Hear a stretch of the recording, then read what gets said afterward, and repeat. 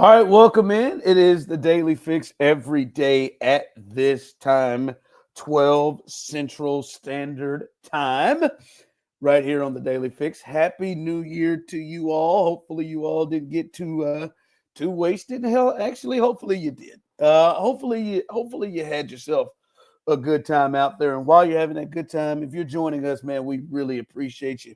It's dedication rolling with us on a holiday. And at any point that you are listening to us, like, share, tell others about it. And the one thing I need you to do is, if you have not done so, please head to our not our social media, but our YouTube page or YouTube feed, Foolish Club Media. Please like and subscribe, Foolish Club Media.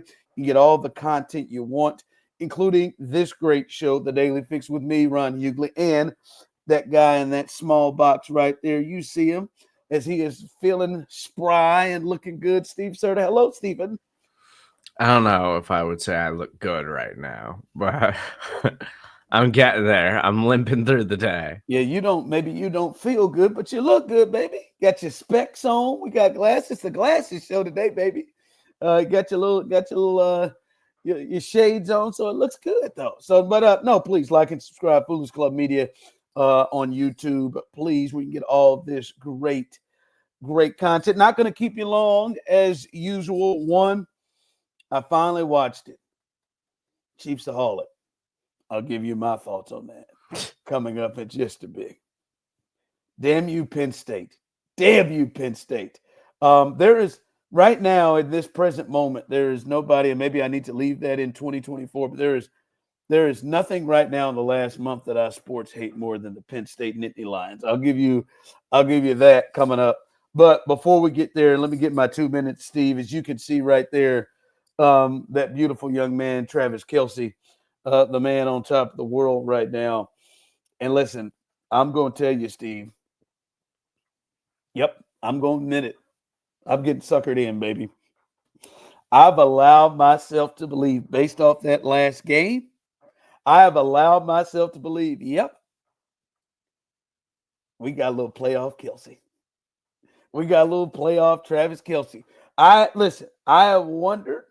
I've said to myself, man, I know he so-called flipped the switch last year and he went on a run and it started against Miami and then it built up as he had a couple of touchdowns against Buffalo. It didn't seem like he got in the end zone all season long, and then he went off against Buffalo, and then he went off and just dominated Kyle Hamilton for the first 2 quarters of the game.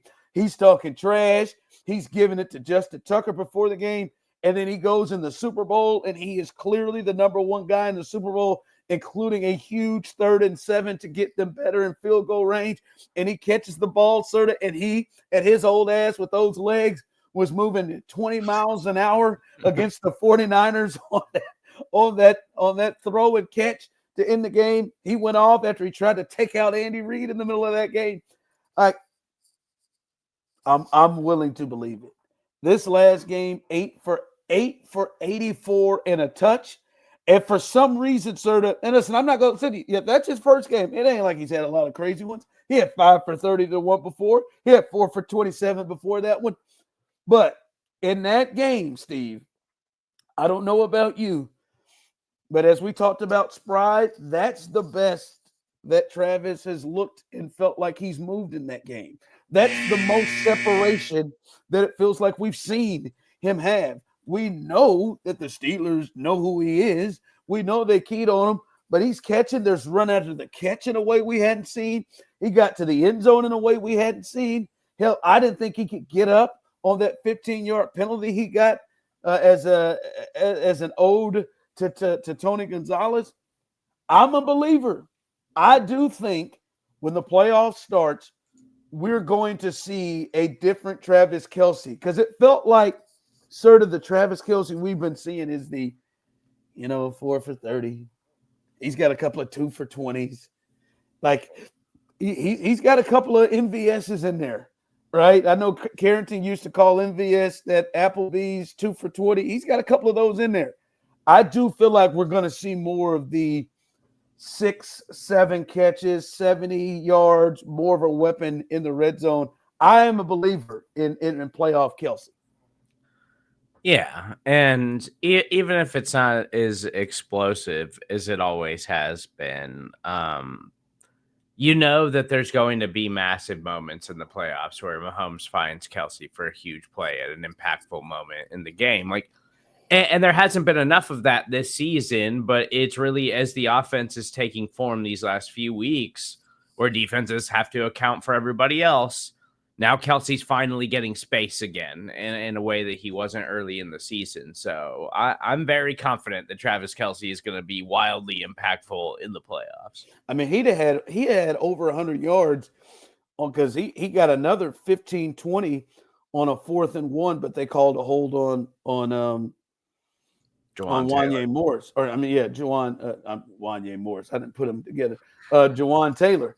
And he'd had over 100 yards in that game. And speaking of that part of it, though, sir, there is nobody, and I don't know if we knew it because it's Kelce and Mahomes, but there's nobody that's been more affected by the offensive line issues than them. And we've seen it, especially in the Pittsburgh game, is there's not a lot of time for those two guys to go off script because he's getting pressure right now, Steve. There's not a lot of time for the improvisation that those two show. And we saw it. The touchdown pass was not the first route. He was able to do something off of that route, and Mahomes read it. Those guys usually read each other so much, but there's been a lot of time for their creativity to form, and we're starting to see that more with him get better protection. That is a big key of what we're seeing. All right. Damn you, Penn State. I watched Penn State, who I don't believe in, Steve. I've talked about this. They beat Boise State, and I don't believe in them. I hate that it feels like Penn State gets treated differently than other teams.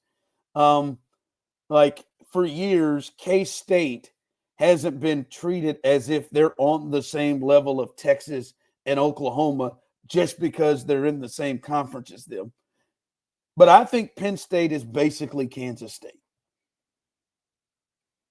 And I think K-State's probably won a little bit more against teams. James Franklin is, and I still, it holds because Boise State is in a top 10 team. James Franklin is 3-19 against top 10 teams. He goes and he plays Michigan and Ohio State every year, and he loses to them. And then he beats all the other scrubs that he gets to play in the Big Ten, and he runs up a 10-2 record, and they get to, and they're top 10 ranked, and they play in good bowl games every year. And I just don't believe they never beat anybody worth a damn. And I hate to be disrespectful to these two teams, but now they're going to be in the Final Four, and everybody's going to talk about them. Look at them, and they still haven't.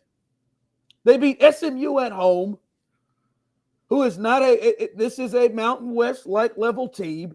They beat SMU at home, and then they beat Boise State on the road. And they actually are in the Mountain West.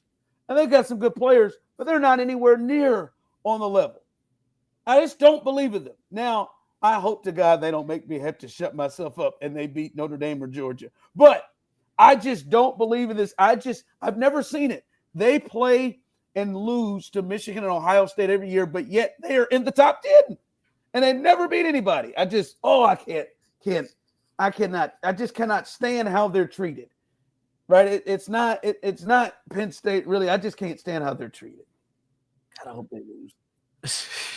I hope they catch an ass kicking because I just don't think they're this good. I don't really follow college football that closely anymore, but I wasn't even sure. I was gonna say, is James Franklin still the coach there? Because I wasn't even sure who was the head coach. Yeah.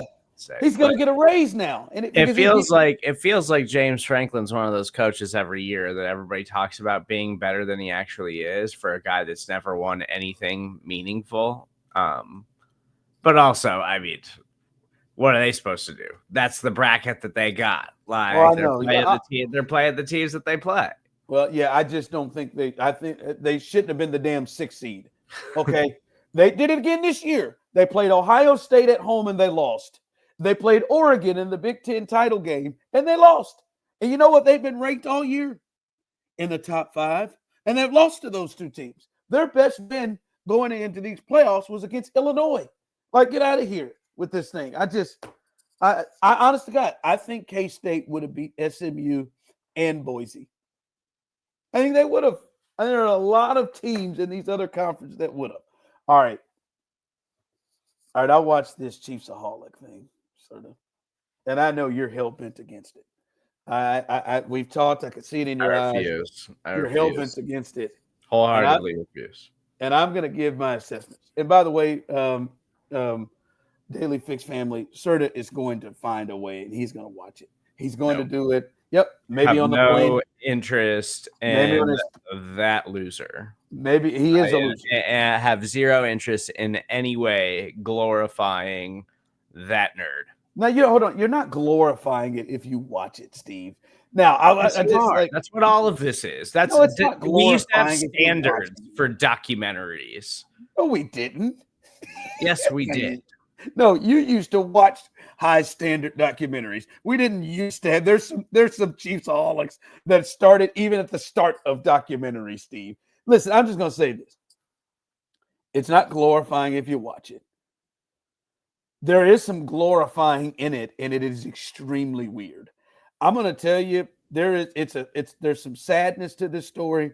There's one of the worst toupees I've ever seen in my life by the bounty hunter. And he seems like a nice guy, but sir, take that off. Marv Albert's laughing at you. I mean, it's one of the worst toupees I've ever seen. And secondly, there are some weird Chiefs fans. I'll be honest with you, Steve. I never heard of them until this happened. And I've covered the Chiefs. I worked in Kansas City. We worked, and shout out to some of the people that are in the doc, Steve. They're callers from our shows back in the day at 610. Shout out to Shane. He is in that bad boy. Shane was a big time caller. There's a couple of callers that used to call our shows that are featured in that documentary. But man, there's some people, again, like I said, I never heard of him. But there's some people in that documentary. It does not make Chiefs fans look good. There's some crazy psychos in the video that are Chiefs fans that were calling him like a hero, that were like saying it was sad or like let him get to the game. Like, it was weird. That man's knocked down like 8-10 banks. Like this one lady that he got to gunpoint, like she hadn't been able to work since. She's really shook up by this thing. And they're like I heard one of them, a hero goes down.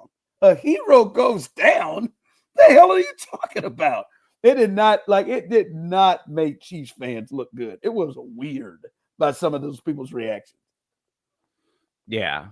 Just zero interest. There's no way I'm ever going to watch it. You've got to watch the weirdness, man. I have just absolutely zero interest, less than zero interest. It does not pique my curiosity in any way. And I have zero interest in knowing anything more about it than I have to. It was a car wreck that I couldn't stop watching. Shout out. It was wild. I don't know what his fascination is with Target, but it was it's a heck of a thing. Target and Whataburgers. Hi, Mom and Courtney.